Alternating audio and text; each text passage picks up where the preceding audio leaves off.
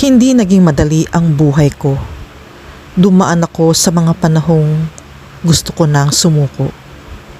Mga gabing umiiyak ako ng tahimik. Iniisip kung may pag-asa pa ba. Pero ngayon, nandito ako, mas matatag, mas lumalaban. Marami akong pinagdaanan na hindi nakikita ng ibang tao. May mga pagkakataon na wala akong sapat na pera, kulang sa suporta, at minsan pati sarili ko ay nawawalan ng tiwala. Dumating din sa punto na pakiramdam ko na pag-iwanan ako habang ang iba'y umaangat. Ako'y parang paulit-ulit na bumabangon sa parehong problema. May mga taong naghusga. May mga taong iniwan ako nung kailangan ko sila. Pero doon ko na-realize na hindi pala sukatan ang lakas, ang hindi pag-iyak. Ang tunay na lakas ay yung kahit pagod ka na, ay nakukuha mo pa rin bumangon. Unti-unti kong binago ang mindset ko. Natutunan kong maniwala ulit sa sarili ko.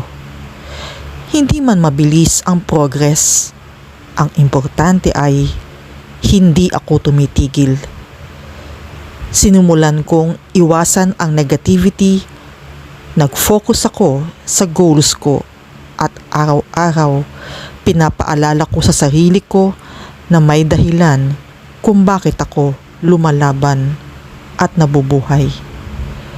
Bawat pagkatalo naging lesson. Bawat sakit naging dahilan para maging mas matatag ako. At kung may pinagdadaanan ka ngayon, gusto kong malaman mo na hindi ka nag-iisa.